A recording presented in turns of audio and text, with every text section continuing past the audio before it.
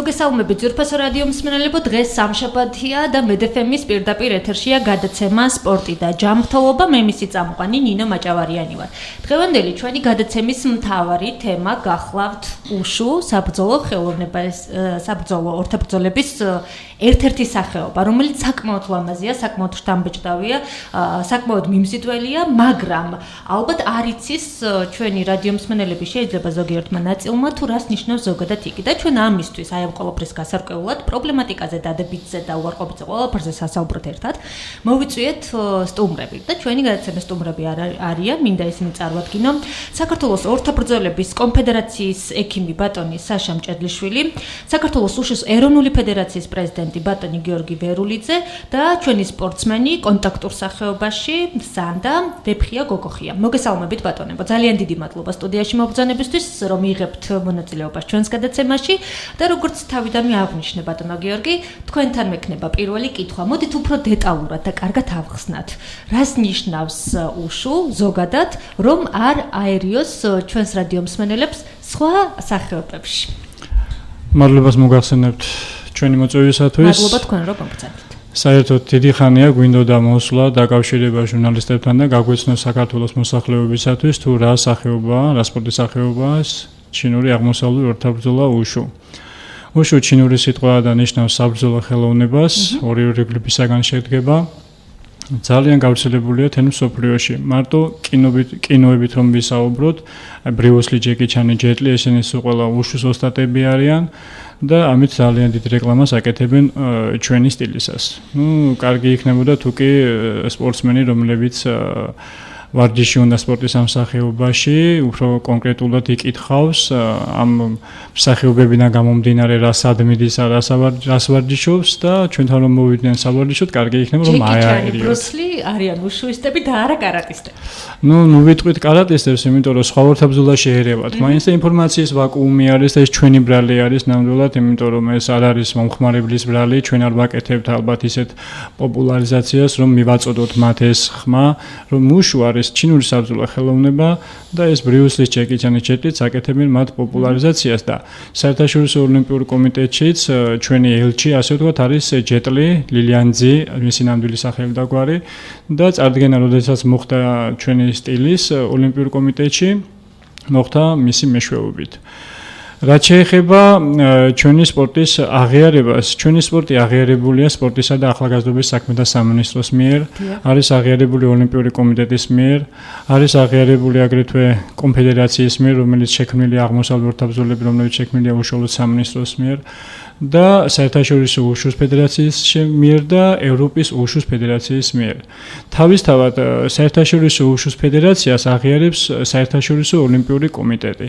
და აღსანიშნავია ის, რომ სოჭში ჩატარდა ოლიმპიადა, ყველამ ვიცით ეს, ზამთრის ოლიმპიადა ჩატარდა და იქ არჩეული იქნა ჩვენი საერთაშორისო უშუს ფედერაციის პრეზიდენტი, არჩეული იქნა საერთაშორისო ოლიმპიური კომიტეტის ვიცე-პრეზიდენტად.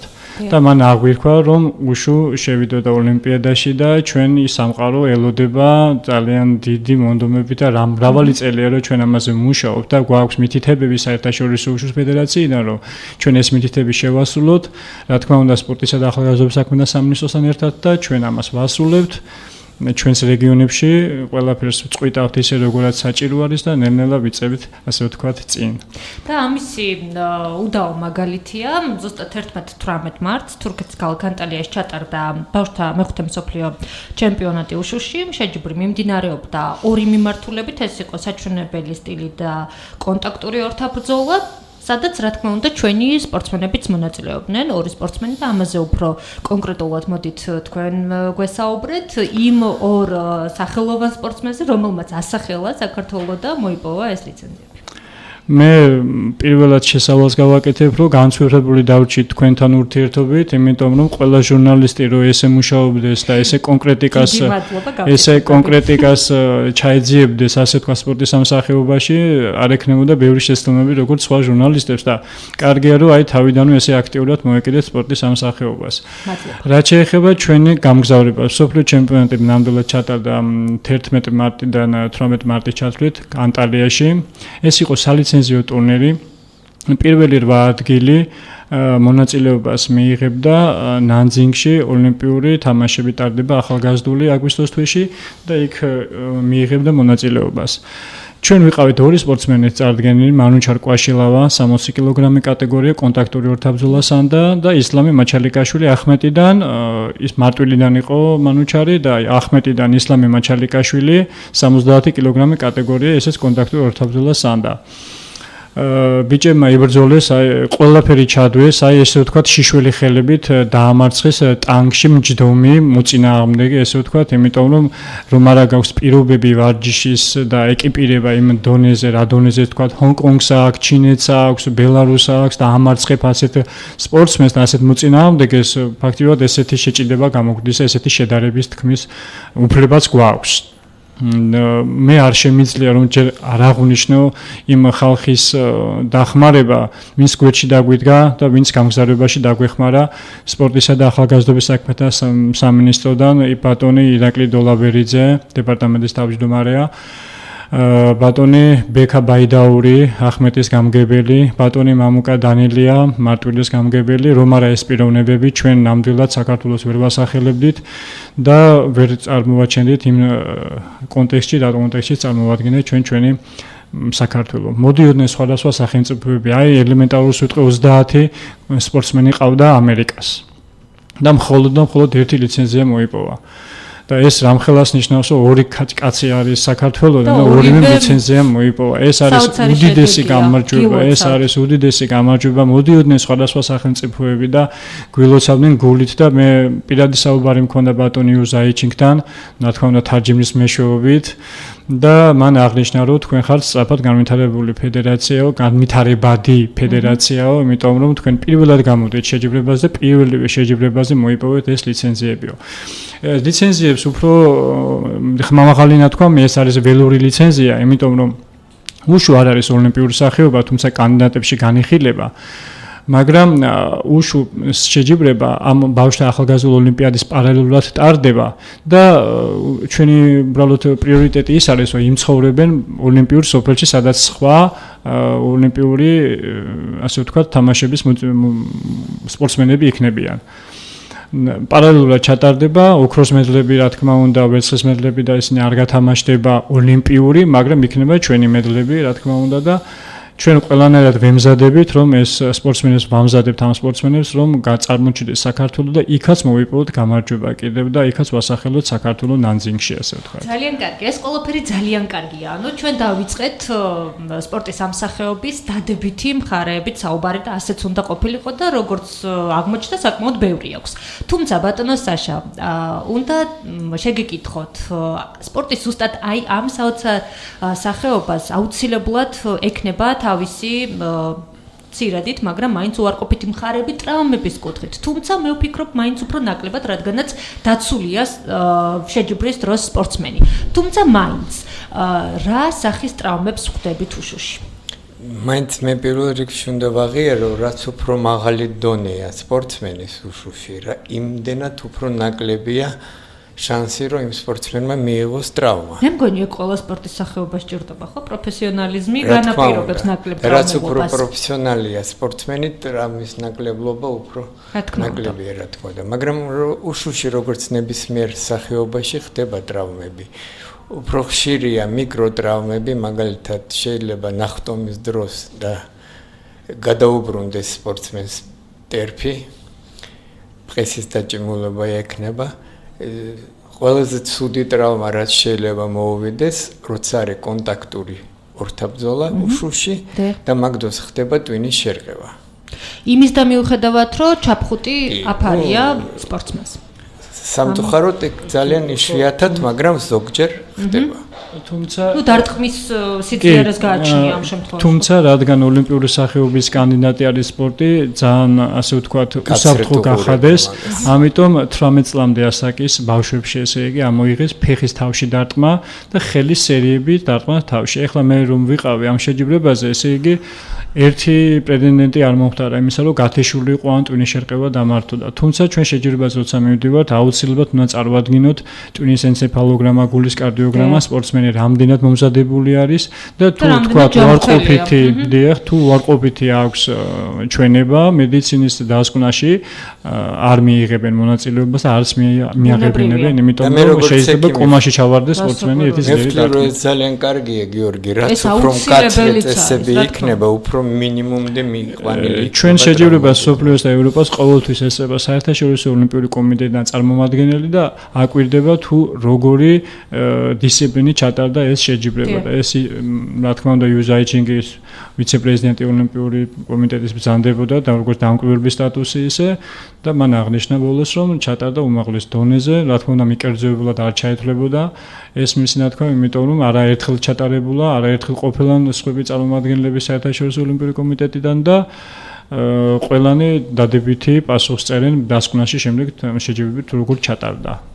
მოდით ჩვენ სპორტსმენი ყავს სტუდიაში სტუმრად კიდევ კონტაქტურ სახეობაში ვეფხია გოგოხია, რომელიც მე ვფიქრობ უფრო დეტალურად გვეტყვის ახლა საერთოდ ანუ რას ნიშნავს თქვენთვის ვეფხია უშუ ზოგადად რამდენი წლიდან ხართ ჩართული სპორტის სამსახეობაში? უშუ ფაქტობრივად იყო პირველი, ასე ვთქვათ, სპორტი ჩემს ცხოვრებაში და ახლობ 7-8 წლის ასაკიდან დავიწყე. ანუ სპორტის სამსახეობაში არ პირველი სპორტი იყო ეს, რომელშიც დავიწყე ვარჯიში და დღემდე მოყვები ფაქტობრივად პაუზების გარეშე. 16 წლის არის ვეფხია? დიახ. რაც შეეხება ტრავმებს, ჩემი პირადი გამოცდილებიდან რამდენიმე წელია უკვე ვარჯიშობ და ფაქტობრივად არ მახსენდება რაიმე სერიოზული დაზიანება, რომელმაც თქვათ ვარჯიში შემიშალა ხელი ან რაიმე სხვა ან რაიმე რეაბილიტაცია დაგჭირებოდა. თუმცა ალბათ ტრავმები რა თქმა უნდა არსებობს, ეს არის კონტაქტური სპორტი, ეს არ არის რაღაც სხვა სპორტი, რომელშიც ფაქტობრივად გამორიცხულია ტრავმები. ტრავმების ალბათობა მინიმუმდე არის დაყვანილი, შეიძლება ითქვას, იმიტომ რომ ტურნირებზე გვაქვს დამცავის საშუალებები, იგივე თავის დამცავი, გუნკერდის არეში დარტყმის მიღება არც ისე ძლიერია, ასე ვთქვათ, ის თავის დამცავიც ანაწილებს დარტყმის სიმძლავრეს თელს თავის ხალხზე, ამიტომ ტვინის შერყევის და მსგავსი სერიოზული გართულებების მიღება ძალიან იშვიათია. თუმცა ფეხის დარტყმა უფრო მეტად საჩოთი როა, იმიტომ რომ ნაკლებად არის დამცავები არ არის ფეხი ამ წელს კომოდ ფაქტობრივად არ არის დაცვა და თვითონ შეიძლება მიიღო დარტყმის შესრულების პროცესში, თუ დარტყმა არ გაქვს სწორად გაშვებული, ან სწორად არ ასრულებ ამ დარტყმას. ეს რა თქმა უნდა, როგორც ბატონო საშამ აღნიშნა, პროფესიონალებზე არის დამოკიდებული და თვითონ მწვრთნელზეც, რომელმაც უნდა განსაზღვროს თავისი შეგირდის დონე, თუ რა ტურნირში მიიღოს მან მონაწილეობა. თუ პროფესიონალი ვართ და პროფესიონალები ვართ და ანუ კარგად ფლობთ სპორტის სამსახეობას, შესაბამისად ნაკლებად ტრავმული იქნება სპორტსმენი. რეზუმე ეს არის ამ ყველაფრის, ეს ძალიან კარგია. ალბათ ეს ყველაფერი მეტყოლებს კიდე იმაზე, რომ ვეფხია ძალიან კარგი სპორტსმენია, ამიტომ რომ ნაკლები ტრავმა მიუღია. არის გამონათქვამი, აი ნუ შეგეშინდება ესეთი მოწინააღმდეგესო, რომელიცო არისო ძალიან ცუდი შესახედავისო და აი შლამები აქვს სახეზე დანარტყამების კვალი ამჩნიაო, იმიტომ რომ ის არ არის ჭკვიანი მოწინააღმდეგე და ჭკვიანი მოჭხუბარიო, ასე ვთქვათ, უხეშად. თავის თავს ვერ იცავს. შეგეშინდეს ლამაზის სახის მოწინააღმდეგესო, იმიტომ რომ ის აზროვნებს ბრძოლის დროსო და ტექნიკური მოჭხუბარიაო და ამიტომ უნდა გეშინოდეს და აი ვეფხვი ახლა როგორ ფეისი ძალიან ფეისი და ტექნიკური მებრძოლი არის ნამდვილად. ზუსტადად საქართველოს ჩემპიონი მაგიტომ გახდა წელს. კი, საქართველოს ჩემპიონია და მოდით აღნიშნოთ ისიც, რომ სულ რამდენი გუშინ დასრულდა ქუთაისში ჩემპიონატი, სადაც ზუსტად ვეფხია არ მონაწილეობდა, იმიტომ რომ ჰქონდა ტრავმა და რა აი ეს მცირე ტრავმა რა სახის იყო ვეფხია? სერიოზული არაფერი, უბრალოდ ფეხი გადავებრუნე წინა დღეებში და უბრალოდ დიახ არ მინდოდა რომ გართულებოდა ეს ტრავმა, რა თქმა უნდა მონაწილეობა შემეძლო, მაგრამ ესე ჭკვიანურია მე მგონი ბატონო. რეიტინგი ახლა მაღალი აქვს, საქართველოს ჩემპიონი იყო და ქუთაისის ღია პირველობაზე გასულიყო და ტრავმის შედეგად უფრო გაურთულდებოდა კიდევ ტრავმა და კიდევ იქ რომ ჩვენ ცუდი შედეგი მიგვეღო და წაგვეგო, რეიტინგი გაუფუჭდებოდა სპორტსმენს, ამიტომ ამ ეტაპზე გადავწყვიტეთ მწვრთნელმაც და ჩემმა მოსწავლემაც რომ ამ შეჯიბრზე არ მეგვეღო მონაწილეობა. თუმცა მაისში თბილისის ღია პირველობაა და იქ დაამტკიცებს და გააგრძელებს თავის, ასე ვთქვათ, შეინარჩუნებს თავის, ასე ვთქვათ, საქართველოს ჩემპიონობას. ძალიან ჭკვიანური გადაწყვეტილება გეთანხმებით და ბატონო საშა. კვების რაციონზეც ვისაუბროთ, მოდით, რაც თითოეული სპორტსმენისთვის საკმაოდ მნიშვნელოვანია, საკმაოდ მნიშვნელოვანი ატრიბუტიკაა და ამის გარეშე ფაქტობრივად წარმატების მიღწევა იქნებოდა შეუძლებელი. ჩვენ სპორტსმენებს, თქვენ ორთაბრძოლების კონფედერაციის ექიმი ბრძანდებით შესაბამისად ხო არა მარტო უშუს ასე ვთქვათ განაგებთ და მფარველობთ და ძირითადად ჩვენი სპორტსმენების ყვების რაციონზე რო ვისაუბროთ, როგორი ყვებებიან ის და რამდენად სწორია მათი რეჟიმი. იცით რა არის, რაც უფრო პროფესიონალური სპორტია, უფრო დიდი მოთხოვნილება ეხება კვებას. მაგრამ მარტო კვების ხარისხი არ არის მნიშვნელოვანი, კიდე საჭიროა თავის დროზე სწორედ იკვებოს სპორტსმენი. ჩამიტარეთ მე ტესტის ფათაშორის, ჩამიტარა. ერთი კვირის უკან გიორგის გავავლევინე ტესტი. იმენა რაც ეხება სწორი კვებას, სწორი ყოფაქცევას და მე მინდა ყველა ჩვენ მომსმენელს მივმართო ალბათ მშობლებიც გვისმენენ, ნუ ეშინიათ, მოიყვანეთ თქვენი ბავშვები 4-5 წლიდან ორთაბრძოლაში და მაშინ საქართველოში დაებადება კიდე ერთი ადამიანი, რომელიც წაყვება ჯანსაღ ცხოვრების წესს და მე მგონი მთავარია. 4-5 წელი არის რეკომენდირებული დაუშვათ ორთაბრძოლების კუთხით, იმიტომ რომ სახსრები შეიძლება ბოლომდე ჩამოყალიბებული არ იყოს ბავშვის ამ შემთხვევაში. დატვირთვა უცებ არ იზრდება, თანდათან იზრდება ასაკის მიხედვით. მთელი სისტემა არის ეგრე უშუში აწყობილი, რომ ის პატარა ბავშვი 4 წლის როცა შემოდის დარბაზში იმის ითვალისწინებენ პირველ რიგში რა მდგომარეობაში არის მაგის ორგანიზმი, რა დატვირთვის მიცემა შეიძლება და ვარდიშის ილეთები გიორგი და მეთანხმება პირველ რიგში ხმარობს უშუს ტრენერი და ის ბავშვი რაც ვითარდება ასაკი იმატებს და დატვირთვა თანდათან ეს. ბატონო გიორგი, უფრო საჩვენებელი პროგრამით ტვირთავთ ალბათ ხო? სავარაუდოდ ხო პირდაპირ კონტაქტური ვერ გავა. კონტაქტური საერთოდ თავში დარტყმა ბავშვთა სპორტში და კანონით აკრძალულია, ამიტომ არის ჩვენ რომ ფეხი თავში არ მოდის დარტყმა და ხელი სერი არ შეიძლება დარტყმა. და რაცა საჩვენებელი ახლა რაც მეორე ბლოკში ეს მეორე ბლოკში, იმიტომ რომ მეორე ბლოკში ჩვენ კიდე სხვა სპორტსმენი შემოგვიერთდება და უფრო გავშლით რა თქმა უნდა ამ თემებს. თუმცა უბრალოდ მე მაინტერესებს ან ბავშვები იწყებენ უფრო საჩვენებელი. კი, საჩვენებლით იწყება, აი ვებხვიამაც საჩვენებლით დაიწყო და მრავალგზის პრიზიორია, ჩემპიონი არასდროს არ ყოფილა საჩვენებლებში, პრიზიორი იყო იარაღში, ხმალშიც და ჯოხშიც და ასე ვთქვათ ჩინურად ვიტყვი ჩანჩუანში, ასე ვთქვათ, გრძელი მუშტი არის ქართულად და შემდეგ ვებხვი რომ წამოიზარდა უკვე თვითონ გამოთქვასებული კონტაქტში. ჩემპიონი შემოგვიერთდება მეორე ბლოკში, მაგრამ მოდით მანამდე ვებხიას ვკითხოთ, რატო გადახვედით ვებხია საჩვენებლი და დავუშვათ კონტაქტურში, ანუ რამემ განაპირობა თუ უბრალოდ ეს დრომ და ასაკმა მოიწონა. არა, ეს რა თქმა უნდა ჩემი პირადი არჩევანია, ყოველს საკუთარი გემოვნება აქვს და ჩემთვის იმ მომენტში უფრო მიზიდველი იყო ეს სტილი და ახლაც ასე არის. შეიძლება ვიღაცას მოსწონს საჩვენებელი, მაგრამ მე უფრო კონტაქტური მიზიდავს. რა თქმა უნდა საჩვენებელსაც პატივს ვცემ, მაგრამ კონტაქტური სტილი მაინც. მეგონი უფრო კონტაქტურში აქტიური ხარ, უფრო რაღაც მებრძოლის სულიგინ ვითარდება. არა, საჩვენებელში არის რა თქმა უნდა სპორტული ჟინი და ის შეჯიბრი, მაგრამ კონტაქტური ჩემთვის სულ სხვა არის მაგალითად.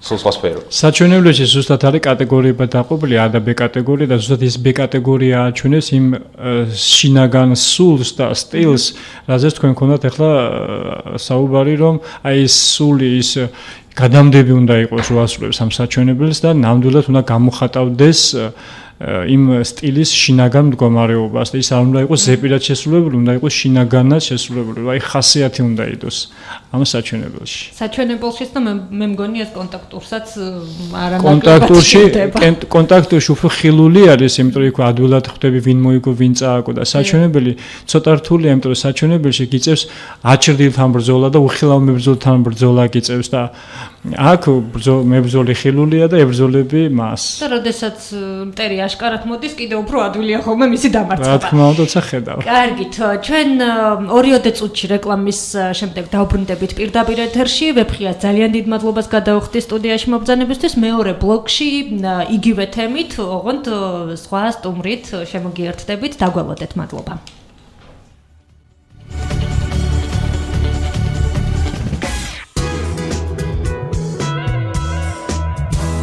რეკლამა რადიო მედეფემის ეთერში. რადიო მედეფემ წარმოგიდგენთ მათთვის, ვინც ცხოვრების ჯანსაღწეს ირჩევს და დილით ადრე იღვიძებს. მათთვის, ვინც ახალ დღეს განახლებული ენერგიით ხვდება, ვინც ცნობის მოყვარია, ვინც მხიარულია, ვისაც უყვარს რადიო და უსმენს მედფემს. ყოველ დღე, შაბათ-კვირის გარდა, დილის 8-დან 10 საათამდე. ყველაზე ენერგიული, ყველაზე ჯანსაღი და ყველაზე მატონიზირებელი. დილის გადაცემა ვიტამინი. რადიო მედფემის ეთერში. ტალღაზე FM 103. დილის გადაცემა ვიტამინის პარტნიორია თბილისის სახელმწიფო სამედიცინო უნივერსიტეტი. რადიო მედფემის სარეკლამო სამსახური 595 04 103.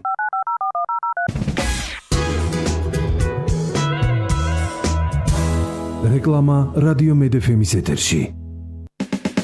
სადილერო კომპანია Change Group-ი გთავაზობთ ავტომობილების გასვლას. გასაყიდად გამზადებულ ავტომობილს გიანგარიშებთ თანხობრივად. ერთი ერთში ან თქვენი მხრიდან თანხის დამატებით სანაცვლოდ შეგიძლიათ თქვენთვის სასურველ მანქანას იაპონიისა და ამერიკის ავტოაუქციონებზე. ყველანაირი გარანტიით.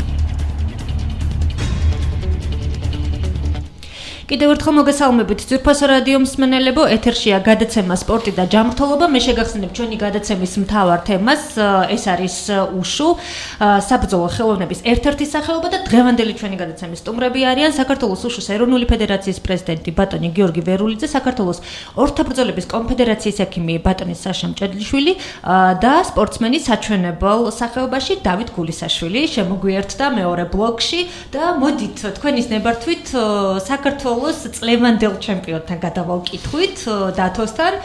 ისიც ანალოგიურად არის ვეფხიასავით 16 წლის და უკვე თავის ასაკში საკმაოდ ბევრი რამ თქვა, ასე ვთქვათ, თავის მიერ არჩეულ სპორტის სახეობაში. და სწორედ 2 დღის წინ დასრულდა ქუთაისში ჩემპიონატი, საიდანაც მან ჩამოიტანა ოქრო და ვერცხლი. და მოდი, როგორ მოხდა ეს ყველაფერი და რა მოხდა ქუთაისში, თავად გვიამბეთ ამ ყველაფრის შესახებ. დიახ. ქუთაისში ჩატარდა ქუთაისის ღია პირველობა, რომელშიც მონაწილეობდი 2 სტილში, ეს არის ჩანცუანი, ანუ გრძელი მუშტი უიარაღო სტილი და დაოშუ, ეს არის ხმლით, ანუ ხმლით ვასრულებდი საჩვენებელ ტავს. სწორედ დაოშუში მე დავიკავე მეორე ადგილი, ანუ ვერცხლი მოვიპოვე და გრძელ მუშტში, ანუ ჩანცუანში დავიკავე პირველი ადგილი, ანუ ოქრო. მოვიპოვე. შვენიერი კონტინგენტი ყავთ ბატონო გიორგი, ვერაფერს სიტყვი ნამდვილად ძალიან სასურველი, ძალიან კარგი, შვენიერი თაობა ეზრდება საქართველოს, თამამად შეუძლია ეს რა თქმა უნდა თქვა და ჩვენც დავიბრალოთ ეს ყველაფერი და დათოსთან მიმართებაში, ანუ საკმაოდ ბევრი ტიტული აქვს მოპოვებული, ანუ თუ გქონია ტრავმული მომენტი. ტრავმა დათოს, აი თუ იქნება ესე ტერფის ტრავმა ნახტომის დროს როგორც საჩვენებელია და ამიტომ საჩვენებელი ხო, აი ნახტომის დროს თუ გაეჭიმება ან გადაუტრიალდება, თორემ დანარჩენი აი ტრავმა ძალიან მინიმუმამდეა დაყვანილი. საჩვენებელში ხო არ არის სპორტსმენი, დაუშვათ ანუ დაცული, თუ დაუშვათ კონტაქტურში არის იგივე ჩაფხუტი, იგივე ხელთათმანები კრივის, იგივე რაღაც ხო, გუმკერდი დაცული, ანუ საჩვენებელში ფაქტობრივად არის სპორტსმენი აბსოლუტურად დაუშვათ. სპეციალურად აწვია ჩინური ფორმა, ასე ვთქვათ, მაგრამ ეს ყველას ნანახი გვაქვს. საჩვენებელი ხდება სპეციალურ ხალიჩაზე, რომელიც არის 14-12-ზე, 14 მეტრის სიგრძე, 12 სიგანე და სპეციალურად ხალიჩის ქვემოთ დამონტაჟებული არის ისეთი რბილი, ასე ვთქვათ, ლეიბები, რაზეც აი თავითაც უნდა ეცე, არაფერი არ მოდის სპორტსმენს, ამიტომ აქაც ტრავმატიზმი დაცულია. კი, ეს პირველადი მოთხოვნა არის საერთოდ საერთაშორისო ოლიმპიური კომიტეტისო ნაკლებად ტრავმული იყოს სპორტის სახეობა, რომელიც უნდა მიიღონ კანდიდატი, რომლებიც არა, რა თქმა უნდა. დათო საერთოდ არის მრავალგზის საქართველოს ჩემპიონი.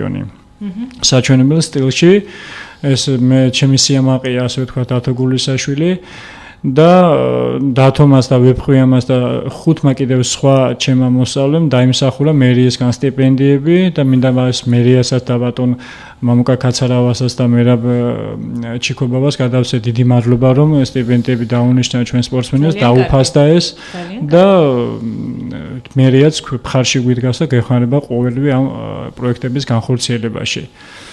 რაც შეეხება სპორტის დათომ როდიდან დაიწყო ბატონო გიორგი ვარჯიში? ჩვენ ბატონი საშა ამბობდა, ანუ 4-5 წელი, როდესაც რეკომენდირებული არის უკვე რომ დაუშვათ, ხო, შეიძლება რომ უშუთი დაკავდეს, ხო, ბავშვი.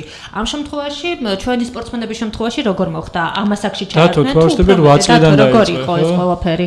10 წლიდან დაიწყო, 10 წლიდან გვიანი არის მაინც, იმიტომ რომ ეს რადგან არის საჩვენებელი, არის ბაზა ამ საჩვენებლის ტანვარჯიში, უშუს აქვს თავისი ტანვარჯიში და აკრობატიკა აქვს თავისი უშუს. აუცილებელია სახსრის იდეალური გაწელვა, თუ შპაგატში ვეჯდები, ჩვენთან არის ნახტომიდან შპაგატში ჩახტომა. და თუ ვერ აკეთებ ამას, ქულები გაკლდება და სპორტსმენი ითვლება დაბალი დონის სპორტსმენად. ამიტომ იდეალური ჩასწრება უნდა იყოს აუცილებლად ფეხები, თეზო, იდეალური ჩასწრება უნდა იყოს ხერხემალი, რომ ხიზე გადადიოდეს სპორტსმენი და ეს ყველაფერი აი მოქნილი კონდეს ხელფეხი. იმიტომ რომ იმდენად სწრაფი არის ხელის და ფეხის დაარტყმა, რომ თუ კი სახსარი არ არის გახსნილი, ხო, ხელფეხს სწრაფად ვერ მოიქნებ და ვერ დაარტყამ, რა თქმა უნდა. და 4 წლიდან ბავშვები როცა მოდიან, მე მაქვს შემთხვევები, როცა აი ქუთაისში მაგალითად მქონდა შემთხვევა, რომ ბაღში მქონდა ჩვენ ჯგუფები, ბაღში ვავარჯიშებდით და ბავშვების ხდება სახსრების ჩამოყალიბება და მომზადება ორთაბრძოლისთვის, რომ შემდეგ ისინი მომავალი მებრძოლები უნდა იყვნენ და როდესაც სახსარი და სახსარში არსებული ჩანთები აქვს განვითარებული, ამ ჩანთის ფუნქცია ის არის, რომ მიცეს გახურების შედეგად მიცეს სახსარს ასე ვთქვათ შეზეთვა ხდება ტომსიკების უძახით ამას და ამ ტომსიკების გახურების შედეგად ამ ტომსიკებს გამოყოფენ სითხეს, რომლებიც ამზადებს ბავშვს დატვირთვისთვის. თუ კი სახსარი არ არის კარგი გახურებული, ამას დატვირთვა თუ კი მოხდება, აი მე ხდება უკვე ტრამვების, ასე ვთქვათ, მიღება და ჩვენ ყველანაირად ვცდილობთ ჯერ გახურებას ძალიან დიდ დროს ვანდომებთ, გავახუროთ ორგანიზმი, აი კარგი მჭედელიც ახლა კარგი ხმალი რომ უნდა გამოჭედოს, ისე არ გამოიჭედება ხმალი და არ დაყვება ლითონი, თუ კი არ არის გახურებული, ხო, ასე და ესე ადამიანის ორგანიზმიც სახსარი უნდა იყოს კარგი გახურებული, ჩამოყალიბებული, იმისათვის რომ მიიღოს დატვირთვა და შემდეგ ხდება ყოველივე ამის შემდეგ, რა თქმა უნდა, დატვირთვა სპორტსმენის. მე მგონი ბატონი გიორგი ექიმიც არის ბატონო საშა, იმდენად კარგად არ ყვება ამ ყველაფერში, რომ შეიძლება ორი სიტყვა, პროფესიონალური ტრენერი, პროფესიონალური სენსეი, როგორც ამბობენ. სიფუ, ჩინურად სიფუ. მაშინ არის კარგი შედეგი, რა თქმა უნდა, მაგ შემთხვევაში. რა თქმა უნდა. ჩვენ გულის დარტყმასაც და მე მინდა დავამატო ორი სიტყვა და გიორგის თხოვა რო აგვიხსნას. კი, სპორტი კარგია, ეს ყველაფერი მშვენიერია, მაგრამ უშუში შეიძლება მოვიდეს ადამიანი უკვე ასაკში, იმისთვის რომ შეინარჩუნოს და უკეთ გახადოს თავისი ჯანმრთელობა. არ აქვს მნიშვნელობა ასაკს. რას ეძახით დაუშვათ? 50-30 წლის. 50 წელი და მეტი. ანუ ვისაც არ აქვს აქტიურ სპორტში მონაწილეობის სურვილი, უბრალოდ უნდა რომ შეინარჩუნოს ფორმები ჯანმრთელობა ამისთვის. აი სწორედ უშუს უნიკალურობა იმაში არის, რომ არ აქვს მნიშვნელობა რა ასაკისა ესა თუ ის პიროვნება, იმიტომ რომ თქვენ ყავთ 50 წლის 50-ის არა, მაგრამ 48 წლის სპორტსმენი მიხეილ კუბახიძე მყავს. ხო, მყავს, რა თქმა უნდა, მაგრამ უშუში არის შინაგანი სტილი, თქვია ჩიგუნი და ტაეჩიჩუანი, აი თქვენ ალბათ ტელევიზიით ნახული გვექნება, მთელი ჩინეთი დილას გამოდის და ვარჯიშობს ტაეჩის ნელი მოძრაობები და სულ მოხუცები. და ეს გარეგნულად ჩანს, რომ აი ცეკვავენ რაღაცას აკეთებენ ხელების. ნიშნავს, ანუ ზოგადად რა არის ეს მათი რაღაც ეს არის აი ბუნებაში სრულდება და ფაქტიურად ბუნებასთან შერწყმას აკეთებ ამ ნელი მოძრაობებით, მუსიკის ფონზე თუ ამას აკეთებ, კარგი არის, აი ნერვებს ამშვიდებს, სახსრებს ხო უფრო და უფრო ტონუსის მართებს. ტაეჩიჩუანი კი ვარჯიშის სახეობა უშუს ერთ-ერთი სტილია სვათაშორის, საშეჯიბრო სტილიც არის, იან სტილი, რომელსაც ასრულებენ ამ შეჯიბრებებზე. მინდა კიდევ ვისარგებლო შემთხვევით და მე ივნისის თვეში ვაპირებ საერთაშორისო შეჯიბრების ჩატარებას, სადაც 7-8 ქვეყანა იქნება და იქნება ეს სტილები წარმოდგენილი და კარგი შენიშვნა გითხრა ბატონმა საშამ, არ აქვს მნიშვნელობა ასაკს. ნებისმიერი ასაკის ადამიანს შეუძლია რომ ივარჯიშოს უშუში 4 წლიდან ღრმა სიბერემდე. და რა მაინტერესებს, განსაზღვრული ასაკიც ექნება სპორტში მონაწილეობა. სწორი შენიშვნა 35 წლამდე არის სპორტულ მონაწილეობაში 35 წლამდე მიიღოს კონტაქტურში და საჩვენებელში და 35 წლის შემდეგ უკვე იწყება სავეტერანო შეჯიბრებები, რომელიც ტარდება წელიწადში ერთხელ. და ვეტერანები სპორტსმენები გამოდიან ოღონდ საჩვენებლებში, უფრო ვიდრე კონტაქტურში, მე კონტაქტურს მაინც ერიდებიან და საჩვენებლებში 35 წლის შემდეგ ხშირად ხდება ტრადიციულში და საჩვენებლებში ჩვეულებრივი სპორტისტების მაგრამ ძირითადად მათ უკვე შეუძლიათ გადავიდნენ სულ სხვა ეტაპზე, რასაც უკვე მწვრთნელობა ჰქვია, რასაც ხო? კი, ჩვენთან გაახალგაზრდავდა ძალიან მწვრთნელობა, მთავარი არის სერტიფიკატი ჰქონდეს, ჩააბაროს საატესტაციო კომისიას თავისი ცოდნა, წლების განმავლობაში მან როგორ მიიღო და აღიქვა და თუ აქვს მას გადაცემის უნარი, ბავშვის გაზრდის უნარი, ბავშვთან ურთიერთობა თუ იცის, რასაც ჩვენ ნელ-ნელა ვაჩვენებთ ჩვენს მოსწავლეებს, ვისაც ვფიქრობთ, რომ მომავალში ესენი კარგი ინსტრუქტორები დადგებიან, ჩვენ ვაძლევთ იმ მანდატს, ასე ვთქვათ, იმ სერტიფიკატს, რომელიც შემდეგ შეიძლება ბავშვს მოსწავლემ უბრალოდ გამოიყენოს თავისი შემოსავლის წყაროც იქნება და რაც შეიძლება ბევრი უნდა მოუწყვიტოთ ქუჩას, ასე ვთქვათ, შემოიყვანოთ დარბაზებში და ჩვენმა მინისტრმა ბრძანა, რომ მედიცინაში დახარჯული 1 ევრო ეკვივალენტია სპორტში დახარჯული 1 ევრო ეკვივალენტია მედიცინაში დახარჯული 12 ევროსთან და სწორიცაა, იმიტომ რომ ჩვენ თუ დღეს დავხარჯავთ აქ 1 ევროს, ხო, მომავალი წლებში ხო, უკვე აღარ იქნება დასახარჯო. გარანტია ნამდვილად ამაზე მეც თავს დავდებდი. დიახ, ბატონო საშა, ჩვენი ცხოვრების ხანძრიობა საერთაშორისო ჯანდაცვის ორგანიზაციის მონაცემებით 50-52% არის დამოკიდებული იმასთან, რანაირად ჩვენ ცხოვრობთ. 20-22% გენეტიკა, იგივე რაოდენობა პროცენტების არის ეკოლოგია. და მარტო 10-12% უკავია მედიცინას. შეიძლება გკითხოთ ბატონო საშა, თქვენ რამდენად ხართ ჩართული აქტიურ ვარჯიშში დაუშვათ, გარდა იმისა, რომ ჩვენ სპორტსმენებზე ზრუნავთ დღენიათაკ, ვარჯიშობთ თქვენ დაუშვათ. ამობძანდით ლისის ტბაზე და მიპოვით იქ. კარგი პასუხი იყო და მოდით დათოსაც ვკითხოთ, თუ რას ურჩევდა მოზარდებს იმ ადამიანებს, რომლებიც დაუშვათ დღევანდელი თუნდაც ჩვენი გადაცემის შემდგომ დაინტერესდებიან, გადაწყვეტენ, რომ უშუში შევიდნენ, ანუ ამ არაჩვეულებრივ საბრძოლო ხელოვნებას დაეუფლონ, რას urჩევდი შენ სტოლებს, ანუ შენზე პატარებს თუნდაც. ადამიანებს, რომლებსაც სპორტი უყვართ. ყველა სპორტსმენს, ვინც დაიწყებს უშუში ვარჯიშს, ვურჩევდი, რომ იყვნენ იქონიონ ნებისყოფა ძალიან დიდი რაოდენობით, რადგან ეს სპორტი საჭიროებს ამ თვისებას. აგრეთვე სპორტსმენი უნდა იყოს მომთმენი, რადგან იგივე საჩვენებელ სტილებში ისეთი ნიუანსები, როგორიცაა გაწელვა, სისწრაფე, ეს გამომუშავდება დროის განმავლობაში. ამისათვის ძალიან დიდი მოთმინება არის საჭირო. აი შეიძლება როდესაც ჩვენ საუბრობთ, რომ ეს სპორტის სახეობა ნაკლებად ტრავმულია, ზუსტად რაზეც დათმოეხლა ყურადღება გამახლა, რომ იგივე მოთმინება, იგივე ის ვარჯიშები, იგივე ის პროცესი, სანამ მიხვალ იმ გამარჯვებამდე, იმ ოქრომდე, იმ ვერცხლამდე დაუშვათ, ხო, საკმაოდ ბევრი რამ არის გასაკეთებელი. ნაკლებად ტრავმულია, თუმცა მოთმინებას და ძალიან დიდ ძალისხმევას საჭიროებს და მე ვფიქრობ, რომ მოუწოდებ ალბათ ჩვენ ყველას, რომ არ შეეშინდეთ ამისი, იმიტომ რომ ეს მაინც დაძლევადია, ტრავმული არ არის, იმდენად, ანუ არ არის გასაჯანსაღებელია, შეიძლება უკვე 4-5 წლიდანაც ჩავრთოთ ბავშვები უკვე ამ ყველაფერში, მოზარდები თუნდაც დათო არის ანალოგი იმ ყველაფრისა, რომ 10 წლის ასაკში შემოსული ბავშვი შეიძლება იყოს წარმატებული და აგერ საქართველოს მრავალგზის ჩემპიონია და ანუ მოკლედ ძალიან ბევრ დადებითზე ვისაუბრეთ, რა საკვირველია სპორტის ამ სახეობისა და სამომავლოდ რას გეკმავთ? მე მგონი ძალიან საინტერესოა, ჩვენ ვისაუბრეთ თურქეთის ჩემპიონატზე, ქუთაისის ღია პირველობაზე, თუმცა რა თქმა უნდა, სამომავლო გეგმები ყველა ფედერაციას გააჩნია და რა თქმა უნდა, უშუს ეროვნული ფედერაციაც არ არის გამონაკლისი და ბატონო გიორგი გისმენთ. ეხლა ჩვენ ვემზადებით 5 მაისს შეჯიბრი სტარტს აიღებს, ასე ვთქვათ, ევროპაში, ბუხარესტში.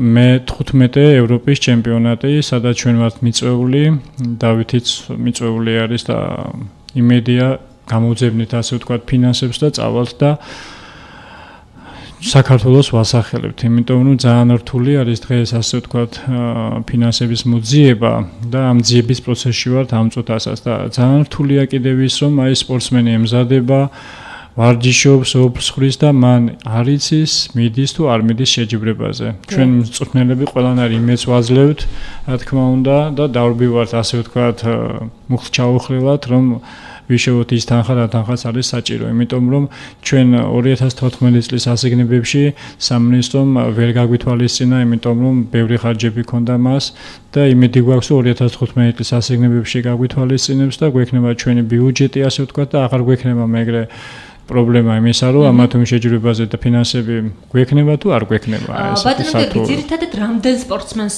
მოიცავთ თუ შეიძლება? თელ საქართველოში გვყავს 650 წევრი სპორტსმენი.